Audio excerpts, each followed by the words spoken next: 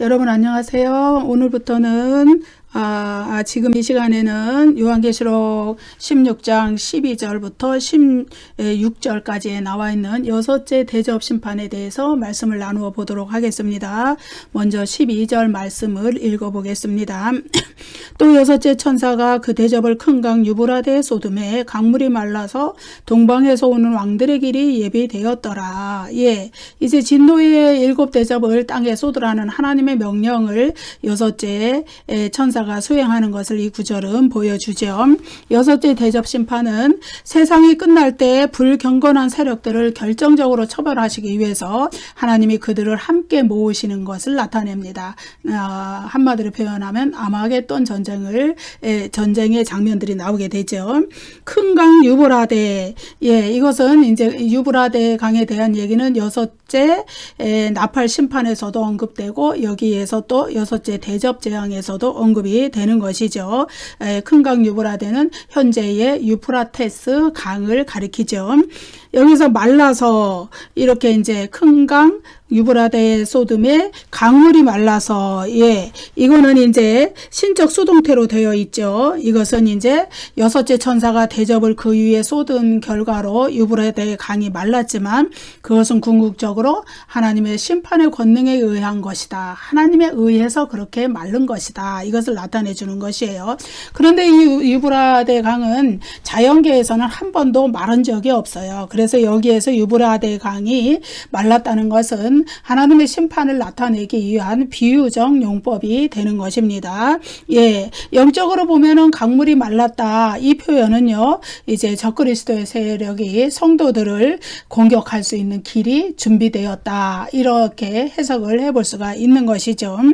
유브라데 강물이 마른 것은 이제 마지막 때에 바벨론이 멸망하는 것의 전조를 보여줍니다. 현재의 그 이라크 지역의 유프라테스 강을 여기서 그 강을 문자적으로 언급하는 것이 아니라 여기에 유프라테스 강, 유브라데 강, 이것은 비유적이며 보편적인 개념을 지니고 있습니다. 동방에서 오는 왕들의 길이 예비되었더라. 이 구절은 이제 전쟁을 통해서 왕들이 멸망하는 것과 관련이 되는 것이에요. 유브라데 강이 마른 것은 하나님을 대적하는 동방의 왕들이 전쟁을 통해서 자신들의 멸망을 자초하기 위해서 오는 길, 그 길이 예비된 것을 보여주는 것입니다. 동방에서 오는 왕들은 이제 전능하신 이의 큰 날, 그러니까 주의 큰 날에 아마겟돈 전쟁을 수행하기 위해 등장할 사탄의 무리들, 그들을 상징적으로 나타내는 표현입니다. 여기에서 예비되었더라 이렇게 번역된 헬라어는 이 역시 신적 수동태예요. 하나님을 주어로 하되 하나님을 표시해 주지 않고 수동태, 동사만 나타난 신적 수동태. 거기에는 이제 큰 강 유브라데가 마르고 동방에서 오는 왕들의 길이 예비된 것이 이제 역사의 주권자이신 하나님의 심판을 수행하기 위해서 하나님에 의해서 그러한 일들이 발생되었다. 이런 것을 나타내 줍니다. 16장 13절 읽어보겠습니다.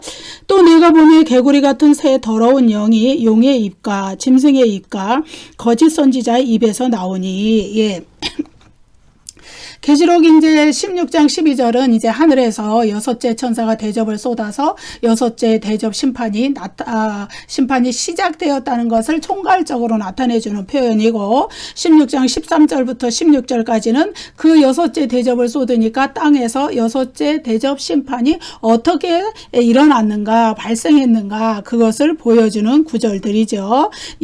그래서 여섯째 대접 심판, 대접, 재앙, 대접, 여섯째 대접이 쏟아지자 이제 하나님의 자녀들, 성도들의 대적자들인 사탄의 세력들이 활동을 개시하는 것으로 볼 수 있어요. 그런데 여기에서 그 활동은 스스로 멸망의 길을 가기 위해서 자신들의 활동을 개시하는 것이다. 그런 특징을 가지고 있습니다. 예, 구약 성경에서는요, 이스라엘 백성들이 홍해나 요단강을 마른 땅처럼 건넌 사건들이 있어요. 예, 출애굽기의 기적들이죠. 그것이 바로 여기에 유브라데 강이 말라서 예, 동방에서 오는 왕들의 길이 예비되었다 하는 게 모형론적 사건처럼 되는 것이죠. 사건이 되는 것이죠. 그렇지만은 다른 점이 있어요. 예, 구약에서 홍해나 요단강을 마른 땅처럼 건넌 사건은 이스라엘 백성들의 구원을 상징적으로 나타내 준 거예요. 그 사건을 통해서 그들이 애굽인으로부터 완전히 구원을 얻고 가나안 복지에 들어가는 그러한 구원, 예, 그들의 구원을 나타내 주는 것이지만은 여기에서 이제 동방의 왕들이 오는 길이 예비되었다. 이 얘기는 뭐냐 하면은 그들이 이제 자신들의 사탄의 세력이 자신들의 멸망을 자초하기 위해서 하나님의 백성을 공격하기 위하여서 오는 길이 예배되었다. 예, 그것을 나타내 주는 것이기 때문에 구약의 홍해나 요단강을 마른 땅처럼 건너 사건은 아주 대조적인 의미가 나타나는 것이죠. 또 이제 구약에서 보면은 고레스 왕의 승리로 이스라엘 백성들이 포로에서 해방되고 이스라엘 백성들을 괴롭혔던 신바벨론 제국 바벨로니아 그들이 심판을 받았던 사건이 나오는데 거기에서 고레스 왕은 이사야의 예언에서 어떻게 나타났느냐? 동방에서 즉 해돋는 곳에서 온 인물이다. 이렇게 이사야서에 예언이 되어 있죠. 그래서 이 이제 고레스 왕은 말하자면은 하나님 앞에 이스라엘의 구원을 위하여 도구로 쓰임 받은 그런 인물이 되겠죠. 예. 그래서 이렇게 동방에서 오는 예, 또 마른 땅처럼 건너는 이런 사건들이 구약에 이렇게 나와 있다는 것과 계시록 16장에서는 이제 그것과는 좀 다르게 사탄의 세력이 그 마른 땅처럼 건너서 와가지고 이렇게 자신들의 멸망을 위해서 스스로 모이는 결집하는 그런 현상을 나타낸다. 이런 의미로 여기서 마른 땅을 걷는 사건이 나오는 것을 볼 수 있습니다. 예, 아마겟돈 전쟁을 위해서 그들이 모이는 것입니다. 그래서 이제 이 계시록 16장 여기에 나타난 이 동방에서 오는 왕들이 이렇게 이제 유브라데를 건너서 오는 길이 예비되었고 그들이 모이는 그 전쟁 아마겟돈 전쟁을 위해서 이 준비한 이것은 뭐냐 하면은 계시록 19장 19절에도 아마겟돈 전쟁이 나타내 있고 계시록 20장 8절에도 곡과 마곡의 전쟁 이것도 아마겟돈 전쟁을 가리키는 것인데 그런 구절들과 평행을 이루는 것이다. 이러한 전쟁의 공통점은 이 여러 구절에서 똑같은 사건을 나타낸 거예요. 아마겟돈 전쟁을 공통점은 뭐냐?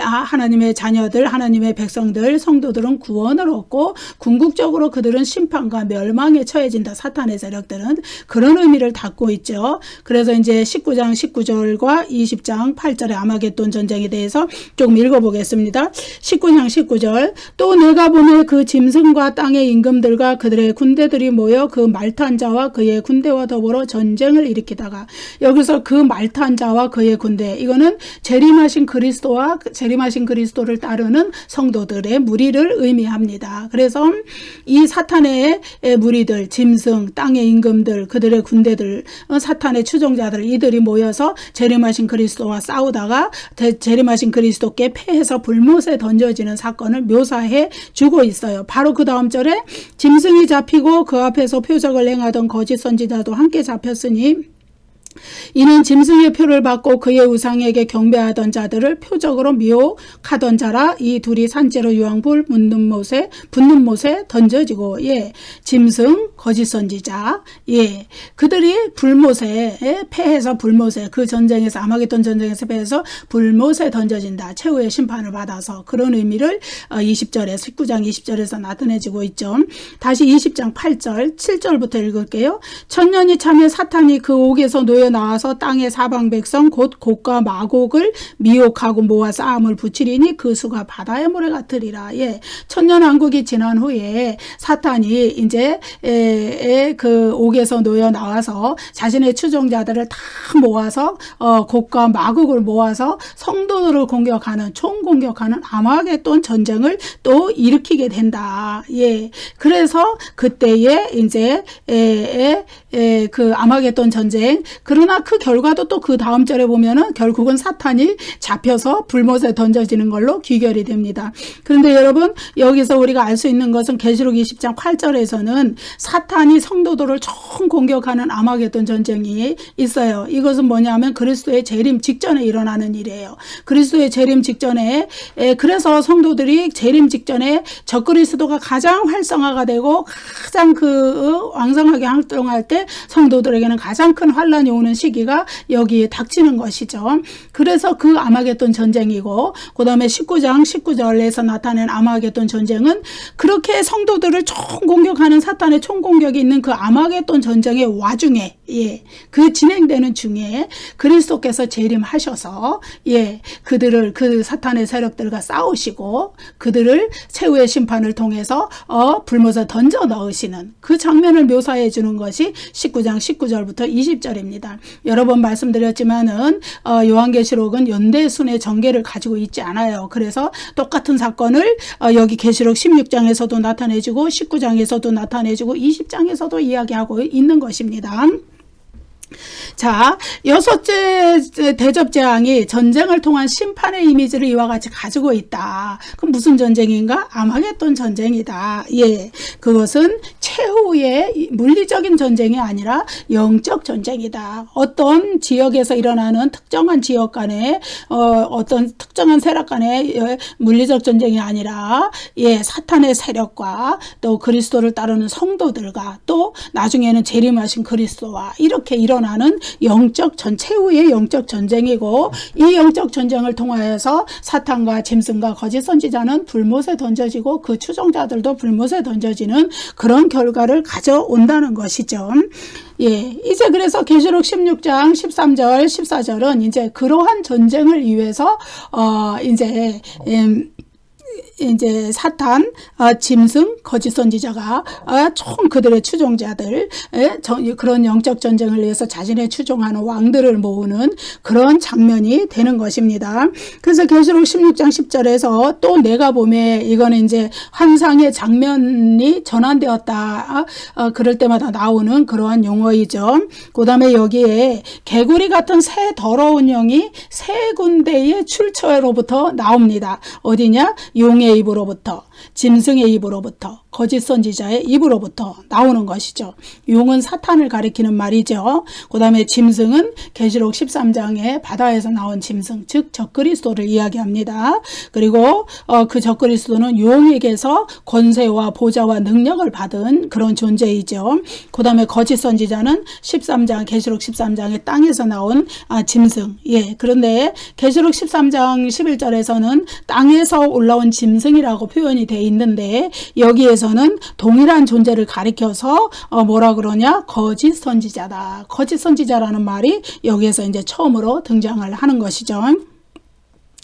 이제 거짓 선지자라는 용어가 그에게 붙은 것은 계시록 13장에서 사람을 속여서 미혹해서 여러 가지 기적으로 사람을 미혹해서 첫째 짐승, 즉 적그리스도를 경배하게 하는 그 거짓과 그 미혹으로 그렇게 하는 그 둘째 짐승의 역할을 한마디로 정의해 주는 것이죠. 그래서 거짓 이적을 일으키고 거짓 예언을 한다는 의미에서 그는 거짓 선지자로 불리는데, 만국을 미혹해서 사탄을 따르도록, 짐승을 따르도록 하는 그러한 거짓 선지자의 역할에 대해서 이름을 그렇게 붙여준 것입니다.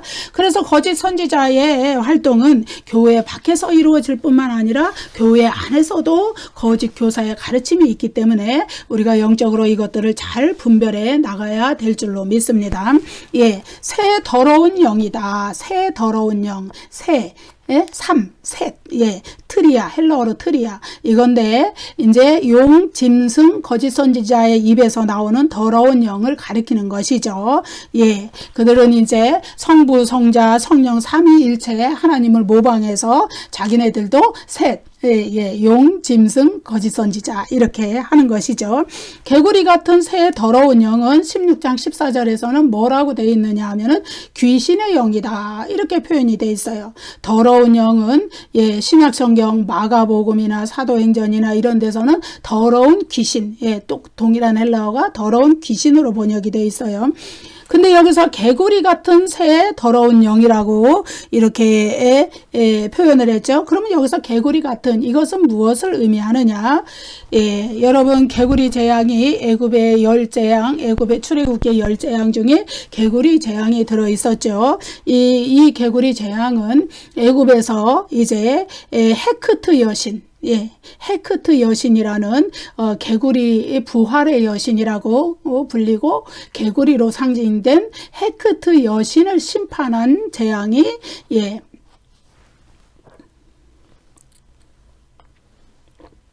출애굽기의 개구리 재앙입니다. 여러분 그래서 출애굽기의 10재앙은 애굽인들이 섬기던 우상들을 심판하던 재앙이라고 말씀을 드렸지요. 그래서 개구리는요 왕성한 번식력이 있고 물에서도 생활하고 또 땅에서도 생활하는 그러한 그런 능력 때문에 이제 애굽을 비롯한 이방 세계에서 신으로 숭배를 받던 그런 존재였어요. 그렇지만은 율법의 정결 규례에서 개구리는 그냥 부정한 동물에 불과한 거예요. 그래서 여기에서 개구리 같은 새 더러운 영은 이방 세계에서는 신처럼 높임받고 숭배를 받지만 우상 숭배의 대상이 되지만 그들의 실상은 불결하고 더러운 귀신에 불과하다. 그것을 여기서 나타내 주는 것입니다. 입에서 나오니 이 말은 새 더러운 영이 용의 입과 짐승의 입과 거짓 선지자의 입에서 나오니 이건 입에서 나온다는 말은 선전을 의미하는 거예요. 프로파간다라는 거예요. 혹하는 말로 사람을 미혹해 갖고 넘어가게 만드는 그런 그래서 용 짐승 거짓 선지자는 그들의 입에서 나오는 새 더러운 영을 통해서 만국에게 미혹의 메시지를 던져서 그들이 하나님을 믿지 못하게 만들고 자기 그 메시지를 들은 사탄의 세력들이 자기들에게 넘어오게 해서 지옥으로 이끌고 가려는 그러한 미혹의 메시지를 던지는 말로서 미혹하는 그런 세력이기 때문에 입에서 나온다. 이렇게 이야기한 거예요. 거짓 선지자는 말로서 적그리스도를 선전하는 적그리스도의 선전 부장과도 같아요. 어떤 선전 도구예요. 선전 부장이라고 하는 게 더 맞겠죠. 그거를 맡은 자라는 것이죠.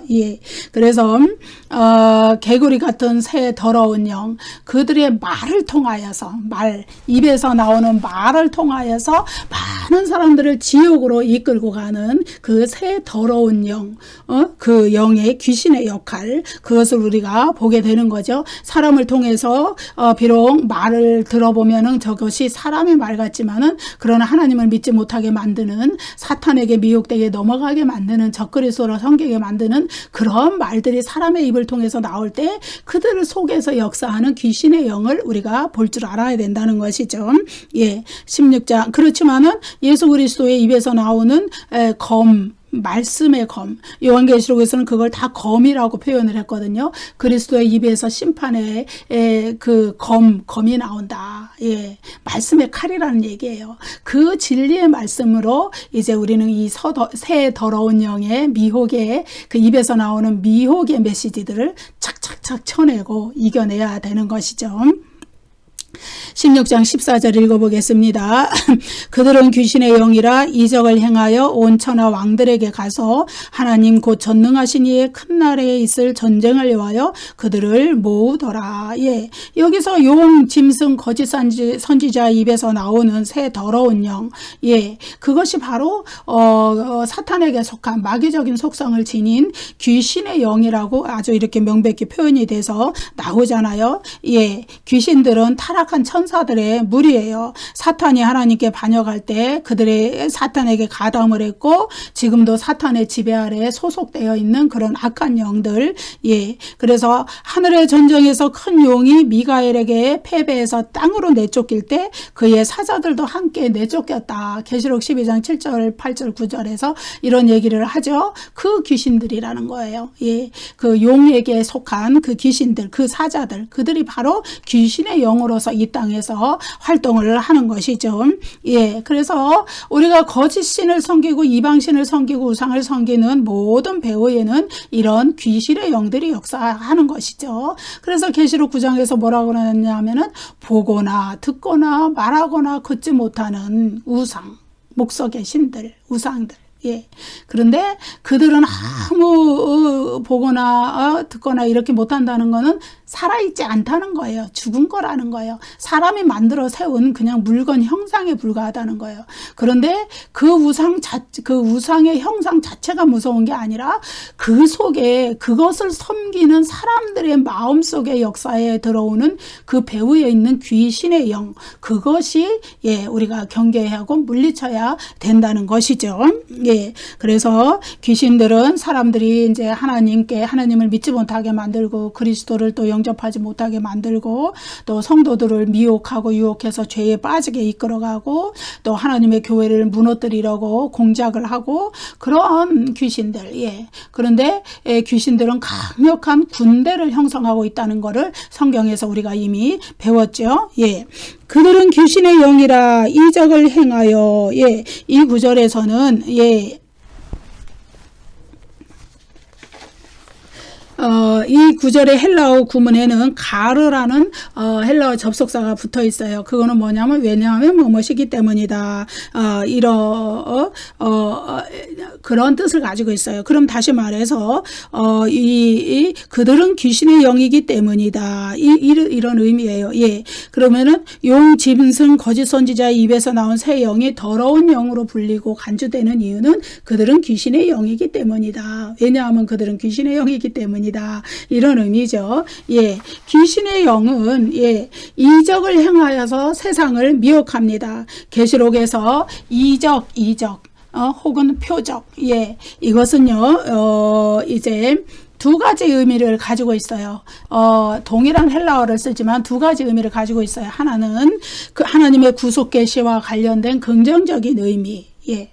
그리고 또 하나는 짐승이 하나님과 그리스도를 모방해서 일으키는 거짓 선지자가 그렇게 하는 모방 이적이라고 그러죠. 그런 의미. 예. 그래서 계시록에서 이적이라는 의미는 이 두 가지를 가지고 있는데 짐승의 모방 이적은 이제 적그리스도를 위해서 거짓된 이적을 행하여서 진짜 이적이 아니고 속이는 이적을 행한다 이거예요. 예를 들어서 이제 그 사도 요한 시대의 도미티아누스 황제는 번개다발이 하늘에서 탁 내려와서 그걸 탁 붙잡는 그런 이적을 행하는데 그거는 다 거짓 선지자가 그것을 만들어서 사람들을 속인 것이다. 사람들이 보기에 와 하고서는 와 신이다 이렇게 감탄할 정도의 거짓 이적을 만들어서 그것을 통해서 적그리스도를 섬기게 만들려는 거짓 선지자의 그러한 거짓된 이적, 예, 그런 것이다.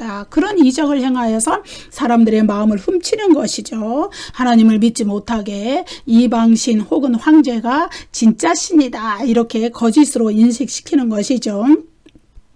그래서 계시록 13장에 보면은 심지어 불이 하늘로부터 땅에 내려오게 하는 큰 이적을 거짓 선지자가 땅에서 올라온 짐승이 행했다 그러는데 그것이 좀 전에 말씀드린 번개다발의 쇼예요. 말하자면 그렇게 보이게 만든 그런 쇼인데 그것이에요. 예.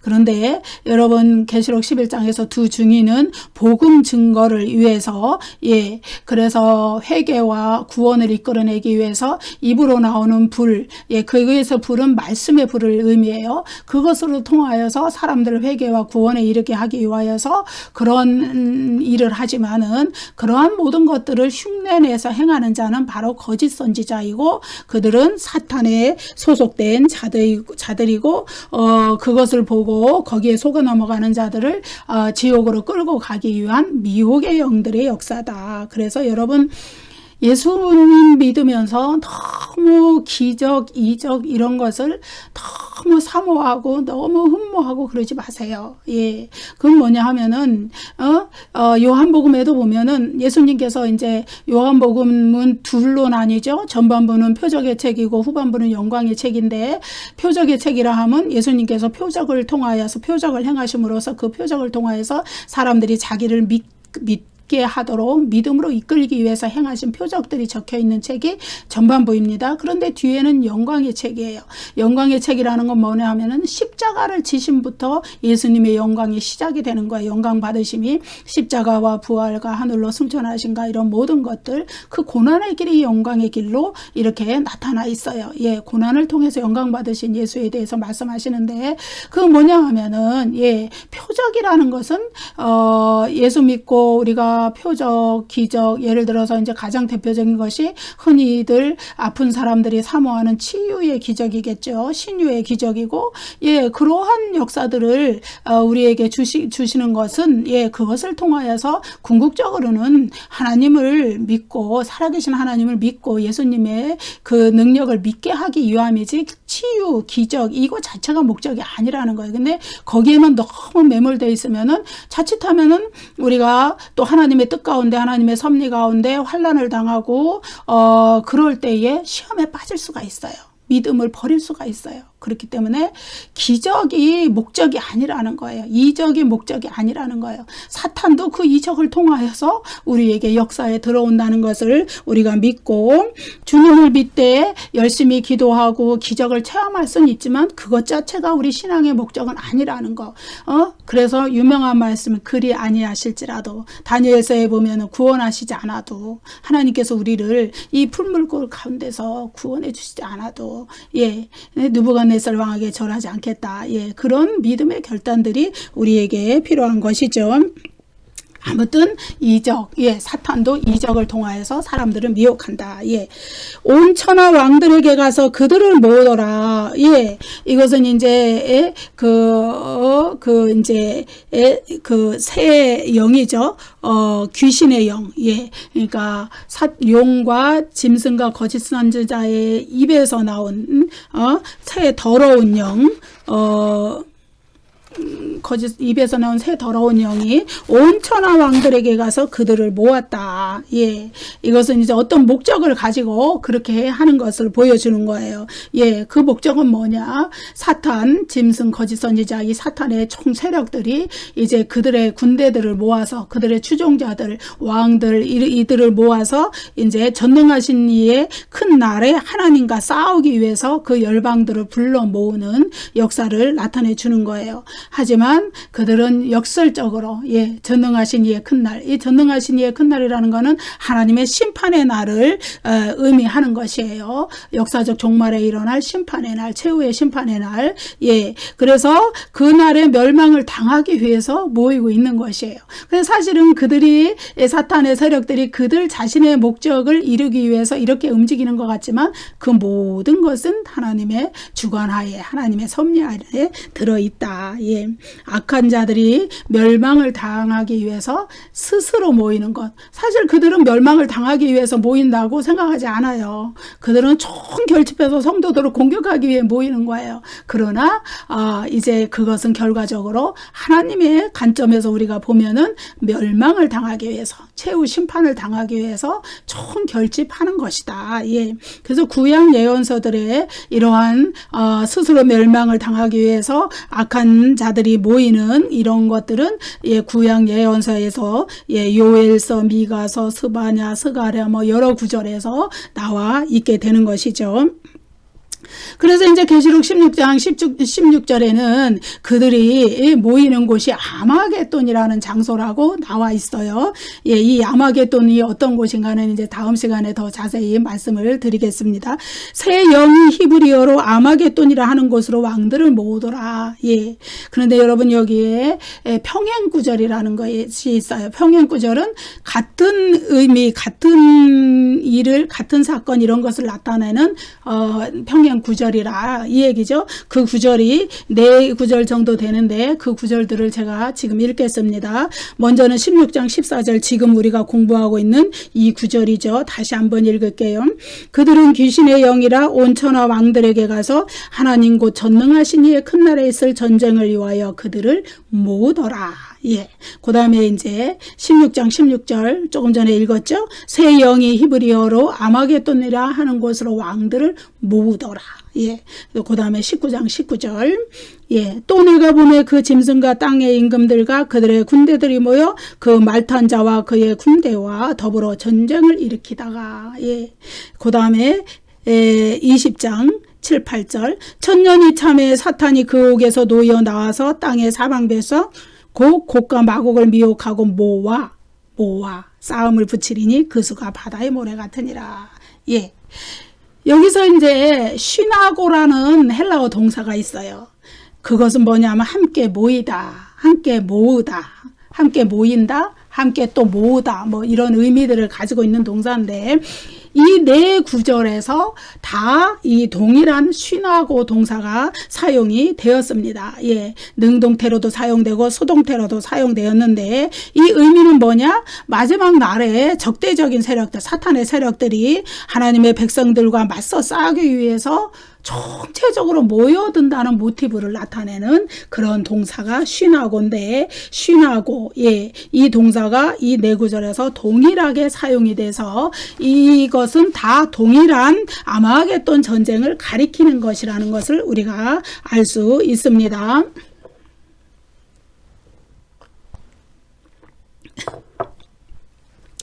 다시 16장 14절로 돌아가서 온 천하 왕들은 종말의 날에 하나님을 대적하고 성도들을 박해할 이 세상의 사탄의 추종자들, 사탄의 세력들을 가리키는 거예요. 그래서 이제 16장 12절에서는 동방의 왕들이라, 동방의 왕들이 오는 길이 예비되었다. 유브라데 강에 말라서 그 동방의 왕들이 바로 16장 14절에서는 온 천하 왕들이다. 이렇게 표현이 된 것이죠. 그래서 이것은 이제 불경건한 세상의 정치 당국자들을 상징적으로 나타내죠. 그러니까 하나님을 대적하고 하나님의 백성들을 박해하는 정치 권력자들, 왕들이라고 한 것이죠. 그리고 또 우상으로 숭배한, 그들이 우상 숭배하는 바벨론에 충성을 바치는 자들. 바벨론이라는 거는 하나님을 대적하는 세상의 우상 숭배 문화를 총칭적으로 나타내는 용어라 그랬어요. 거기에 충성하는 자들. 예, 그들은 이제 계시록 17장에서는 큰 음녀 바벨론과 음행을 저지른 땅의 임금들이다. 이렇게 표현이 되어 있고요. 예, 여기서 온 천하 왕들이다. 온 천하 이렇게 표현이 된 것은 용, 짐승, 거짓 선지자의 미혹 대상이 전 우주적이다. 온 천하다. 전 세계적이다. 예, 이런 것을 나타내줘요. 여러분, 예수님이 재림하시기 직전에 사탄이 전 세계적으로 미혹의 역사를 이렇게 강하게 일으킨다는 것을 우리가 알 수 있는 것이죠. 예. 그래서 이제 용, 짐승, 거짓 선지자 이런 사탄의 세력들과 또 어린 양의 종말론적인 전쟁이, 재림하신 그리스도의 종말론적인 전쟁이 계시록 19장에서 자세하게 묘사되고, 예, 그 전쟁에서 재림하신 그리스도에 의해서 이 사탄은 패배를 하게 되는 것이죠. 예, 그렇게 해서 불못으로 던져지는 최후의 운명을 맞이하는 것입니다. 예. 이제 이 아마겟돈 전쟁은요, 두 방면으로 우리가 진행이 된다는 걸 알 수 있어요. 재림 직전에 먼저 일어납니다. 뭐냐면은 이제 계시록 20장 아까 8절에서 곡과 마곡의 전쟁이라고 말씀드린 그게 뭐냐면은 사탄의 세력들이, 사탄의 추종자들, 짐승, 거짓 선지자, 뭐 그 짐승의 표를 받은 뭐 하여튼 추종자들 다 합해서 온갖 귀신의 세력이 성도들을 총공격하는. 그래서 예수님의 재림 직전에는 가장 큰 환란이 임하는 이유가 바로 이 아마겟돈 전쟁의 그 영향 때문이다. 예. 그 다음에 그 성도들은, 그때의 성도들은 정말로 힘들게 신앙을 유지하면서 지하교회를 숨으면서 복음의 전파도 이제는 더 이상 되지 않는, 예, 그런 정말로 막다른 골목에 이르르게 되는데, 그 고난 환란 가운데서 예수님이 재림하시는 거예요. 그럼 재림하시면서, 재림하신 예수님은 그것을 그냥 두고만 볼 것이냐? 성도들을 구원해 내시죠. 사탄의 세력을 진멸시켜버려요. 그것이 계시록 19장에 나와 있는, 아까 읽은 19장 19절 20절에 나와 있는, 그래서 그들은 최후의 심판을 거쳐서 불못으로 다 던져져 버린다. 이것이 아마겟돈 전쟁의 두 방면입니다. 처음에는 사탄의 세력들이 성도들을 총공격하는 전쟁, 그것은 재림 직전. 그 다음에 예수님의 재림, 그 다음에 재림하신 그리스도께서 그 사탄의 세력들을 총 공격해서 물리치고 그 불못에 던져버리시고 성도들을 구원해내시는 거. 이것이 아마겟돈 전쟁이라는 최후의 전쟁, 영적 전쟁이 되는 것이죠. 자, 이제 전쟁. 예, 여기 보면은 16장 14절. 그들은 귀신의 영이라 이적을 행하여 온 천하 왕들에게 가서 하나님 곧 전능하신 이의 큰 날에 있을 전쟁을 위하여 그들을 모으더라. 예. 예, 용, 짐승, 거짓 선지자가 그 왕들을 모은다는 얘기죠. 자신의 추종자들, 자신의 사탄의 도구가 된 세상의 정치 세력들, 세상의 그 악한 영적인 세력들 다 모은다는 얘기예요. 예. 그런데 여기에서 전쟁이라는 용어가 나오죠. 근데 여기서 그 전쟁이라는 용어를 헬라어로 보면은 톤 플레몬. 예, 이것은 뭐냐 하면은 톤이라는 정관사를 가지고 있죠. 그러면 이 정관사를 해석을 해주면은 그 전쟁 이렇게 되는 거예요. 예. 그런데 16장 14절에 이 전쟁, 그 전쟁, 예, 이거 또 19장 19절에도 동일한 헬라어가 있어요. 거기 전쟁은 톤 플레몬, 예, 거기도 그 전쟁. 그 다음에 계시록 20장 8절, 그 곡과 마곡의 전쟁, 거기도 싸움이라고 거기는 번역이 되어 있죠. 거기도. 근데 헬라어로는 동일하게 톤 플레몬, 예. 또 동일한 헬라어가 세 군데 다 쓰였죠. 16장 14절, 19장 19절, 20장 8절 모두 정관사가 붙어 있어서 그 전쟁, 그 싸움 이렇게 해석이 되는 거예요. 이 정관사가 붙은 이 전쟁은 구약으로부터 이렇게 예언된, 구약 성경부터 예언된 역사적 종말에 일어날 마지막 전쟁, 영적 전쟁을 가리키기 때문에 그래서 예, 톤이라는 헬라어 정관사가 붙은 것이에요. 예. 그래서 계시록 20장 그 7, 8절에서 그 전쟁은 사탄의 세력이 곡과 마곡의 전쟁, 성도들에게 최후의 공격을, 영적인 공격을 퍼붓는 최후의 공격이지만은 그들은 이제 곧, 예, 재림하신 그리스도에 의해서 불과 유황못에 던져지는 그런 최후의 심판, 예, 그것을 맞이하게 되는 것이죠. 그런데 이제 똑같이 전쟁이라고 표현이 돼 있는데, 예, 그 관사가 붙지 않은 구절이 있어요. 계시록 11장 7절이에요. 그들이 그 증언을 마칠 때에 무적행으로부터 올라오는 짐승이 그들과 더불어 전쟁을 일으켜 그들을 이기고 그들을 죽일 터인즉, 이것은 이제 짐승이, 무적행에서 올라온 짐승이 성도들의 집단, 전체 집단을 진멸하라고 하는 아마겟돈 전쟁, 그것을 이 구절도 가리켜요. 그런데 여기에는 왜 간사가 없냐 하면은 이것이 이제 계시록에서 처음으로 언급된 전쟁이기 때문이에요. 그렇지만은 여기에 있는 이 전쟁이나 16장 14절의 전쟁, 19장 19절의 전쟁, 20장 8절의 전쟁, 싸움, 이거는 다 동일한 아마겟돈 전쟁을 가리킨다. 그래서 11장 7절에는 처음 나왔기 때문에 관사를 붙이지 않았지만은 나머지 세 구절에는 전부 관사가, 정관사가 붙어 있어서 그 전쟁, 그 싸움 이렇게 해석이 된다. 우리가 이렇게 보면 되겠습니다. 예.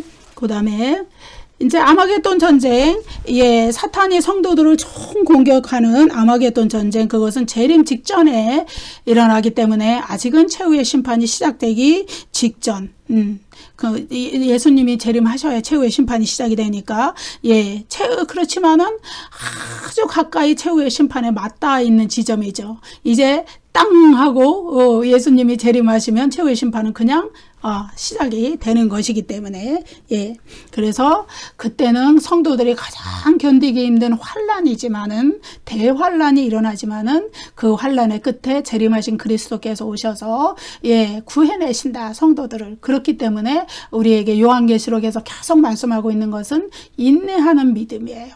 참고 견디는 믿음, 끝까지 이기는 자가 되는 믿음, 승리하는 믿음. 요한계시록에서는 아주 편안한 믿음을 이야기하고 있지 않아요. 싸워서 승리하는 믿음, 예, 인내하는 믿음, 견디는 믿음, 예.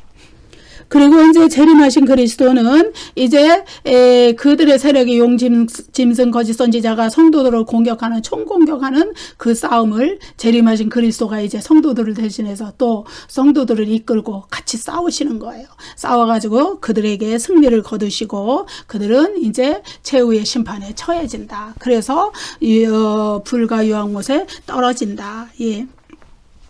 세상이 끝날 때 일어나는 역사적 종말, 재림하실 때 그리스도의 재림 직전 그리고 재림하신 후 직후에 일어나는 그 전쟁, 톤플레몬 톤플레몬 헬라어로 그렇습니다.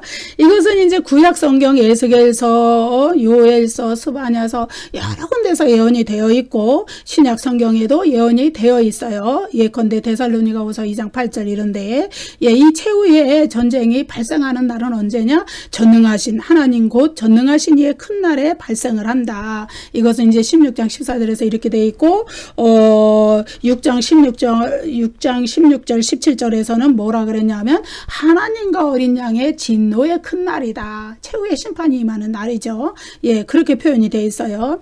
이 날이 큰 날, 전능하신 이의 큰 날이 되는 이유는 뭐냐 하면은 창세로부터 있어온 하나님의 구원과 심판의 계획이 완성되는 날이기 때문이에요. 예.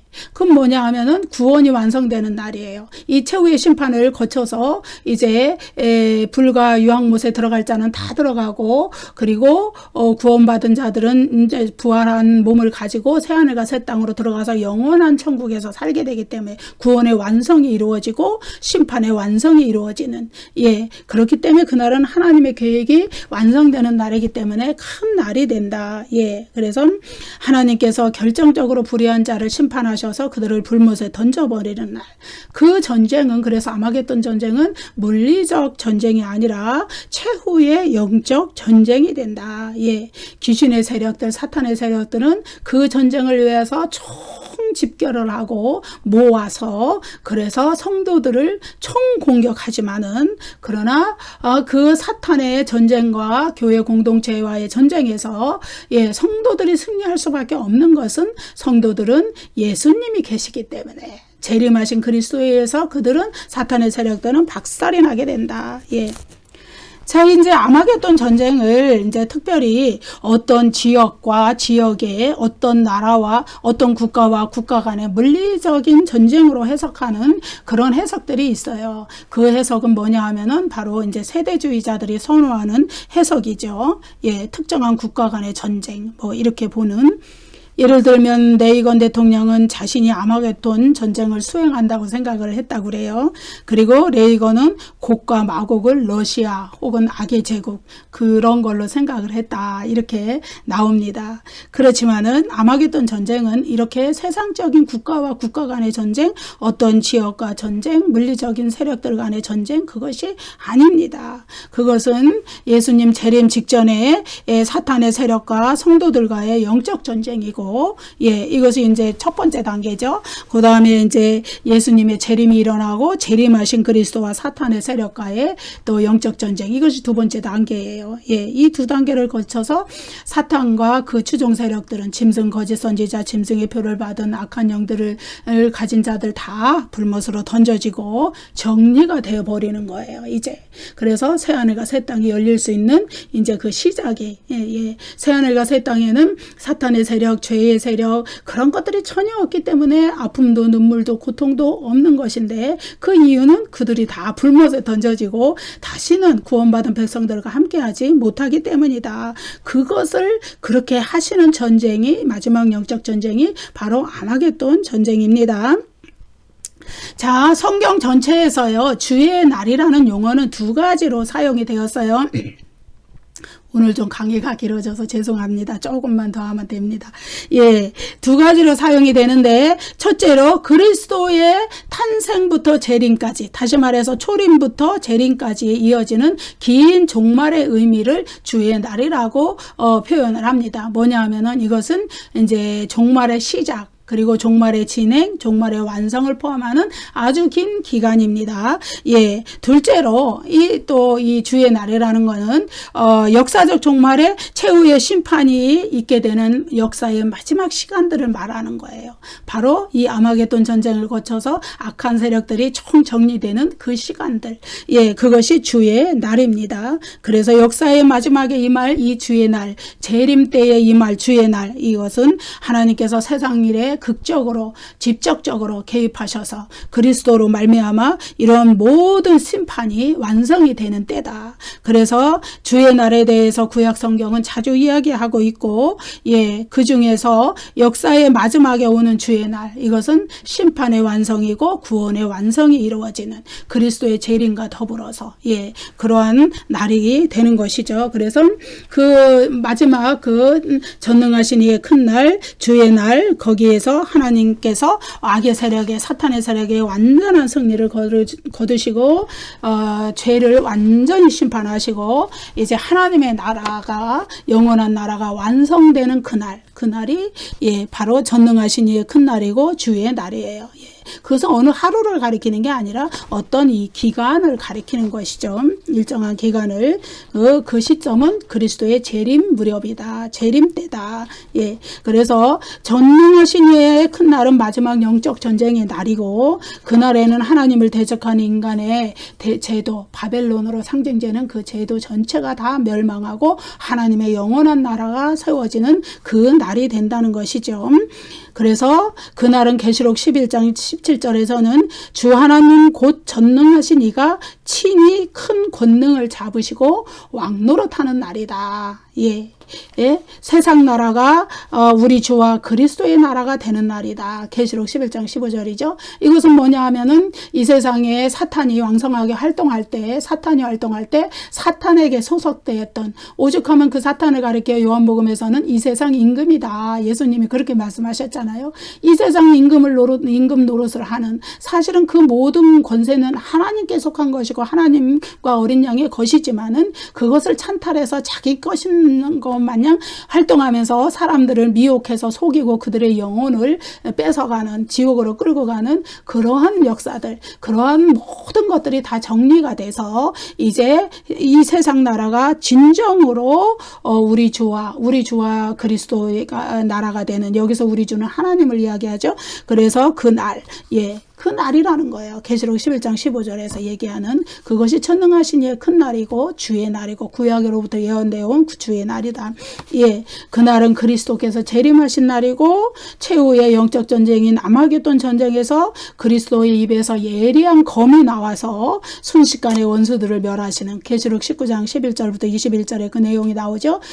그런 날. 예, 그래서 아마겟돈 전쟁은, 예, 처음에는 그들이, 예, 시작을 하죠. 자신의 모든 세력들을 모아서 용, 짐승, 거짓 선지자가 세상의 왕들을 모으고 자신의 추종자들, 귀신의 영들 다 모아가지고 성도들을 총 공격해서 쓰러뜨리고 지옥으로 끌고 가려고 그들이 처음엔 시작했지만은, 그러나 그 순간에 재림이 이루어지고 재림하신 그리스도께서 그 사탄과 그 추종자들을 다 멸하시고 최후의 심판을 거쳐서 불못에 던져버리시는, 그래서 사탄의 모든 것을 끝내시고 더 이상 사탄의 역사가 인간과 함께하지 못하는 최종적인 그날, 최종적인 승리와 구원의 날이다. 예, 우리가 이렇게 아마겟돈 전쟁은 그렇게 정의가 됩니다. 여러분 감사합니다. 다음 시간에 또 뵙겠습니다. 구독과 좋아요를 많이 눌러주세요.